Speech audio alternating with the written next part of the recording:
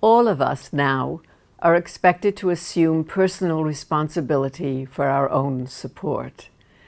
That became clear when in 1996 Congress passed and President Clinton signed the Personal Responsibility and Work Reconciliation Act. The act affirmed what had long been true: poor mothers could no longer count on government aid to rear their children. Mothering, once considered women's primary job, would no longer be considered real work at all. The Personal Responsibility Act placed a 5-year cap on aid to families and required parents, including mothers, to work to be eligible for even a modicum of government support. The act provided block grants to states and allowed them to decide how to spend their money. Some states, California, Washington, South Carolina, Wisconsin, New Mexico, cut monthly cash assistance benefits. Others, California and Arizona, reduced the number of years of lifetime benefits available to any individual.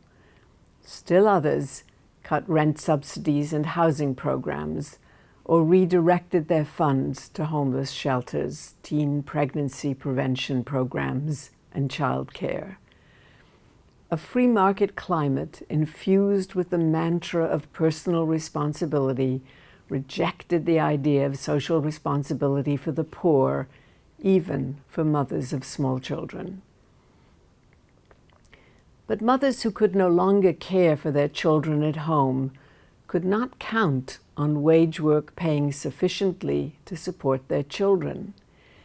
Typical workers faced a global labor market in which most of the newly created jobs were service jobs.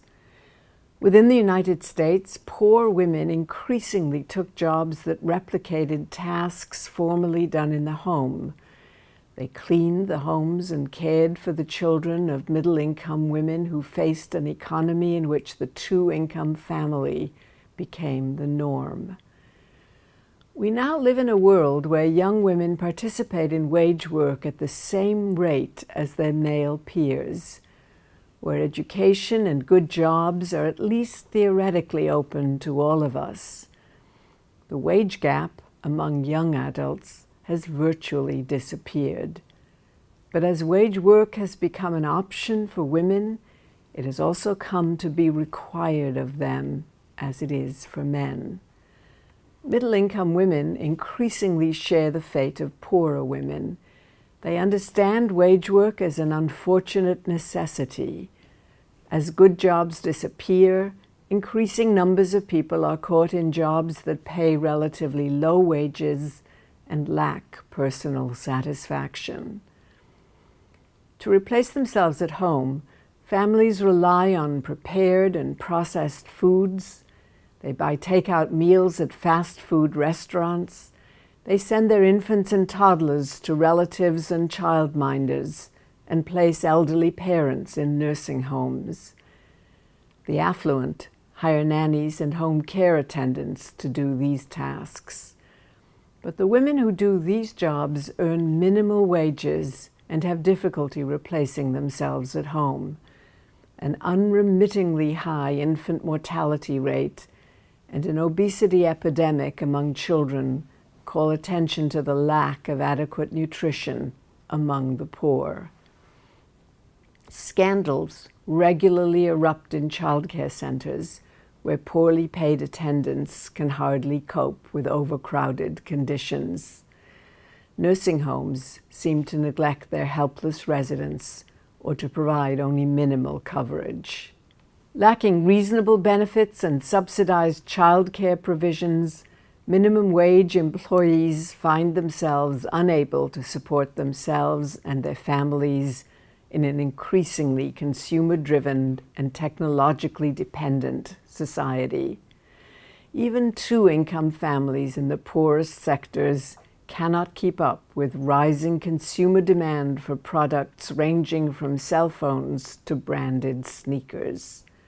Women, who hold 2/3 of minimum wage jobs, and more than half of whom are African American or Latina, discover that they cannot take care of families without a second income. They might earn that income with a second and sometimes a third job, but then family life vanishes. Well-intentioned legislators have tried to intervene by offering leaves from employment to new mothers and other caregivers. Twice, in 1991 and 1992, Congress passed a Family and Medical Leave Act, the FMLA, that mandated 12 weeks of unpaid leave. Twice, President George Herbert Walker Bush vetoed the act. Finally, in January 1993, President William Clinton signed the FMLA into law. Almost immediately, women protested its limits for those who could not afford 12 weeks without pay, even if they knew they would have their jobs back at the end of that time. Increased earned income tax credits, higher deductions for families with children, even government-subsidized health insurance for children, all these helped, but none sufficiently to enable the vast majority of ordinary folk to resolve the stress in family lives that resulted from the demand that all adults earn wages.